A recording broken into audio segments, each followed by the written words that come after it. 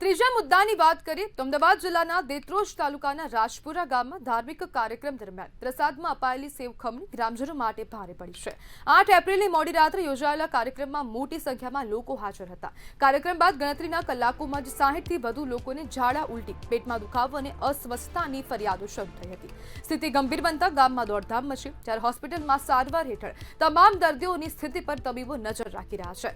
જ્યારે આરોગ્ય વિભાગે તાત્કાલિક અલગ અલગ ટીમો બનાવીને ગામમાં સર્વે શરૂ કર્યો છે। ગામમાં અન્ય કોઈને તકલીફ ન થાય તે માટે ખાસ તકેદારી પણ રખાઈ રહી છે। ત્યારે પ્રશ્ન થાય છે કે કેમ રાજ્યમાં ફૂડ પોઈઝનિંગની ઘટના વધી રહી છે? ખોરાકમાં ભેળસેળ કેમ ખુલ્લા હાથે કરાઈ રહી છે? તો કે ફૂડ એન્ડ ડ્રગ વિભાગે પ્રસાદમાં અપાયેલી સેવ ખમણીના નમૂના દર્દીઓના સેમ્પલ તપાસ માટે લેબોરેટરીમાં મોકલ્યા છે। ત્યારે તંત્ર હવે ફૂડ પોઈઝનિંગનું ચોક્કસ કારણ શોધવામાં વ્યસ્ત દેખાઈ રહ્યું છે। અને હવે જે રિપોર્ટ કરવામાં આવ્યા છે, તો હવે તેનો જે રિપોર્ટ આવશે, તેનું જે રિઝલ્ટ આવશે, તે બાદ જ ખબર પડશે કે કેમ લોકોને ફૂડ પોઈઝનિંગની અસર થઈ છે, તેમાં કેવા પ્રકારના ભેળસેળવાળા પદાર્થોનો સમાવેશ થયો હતો।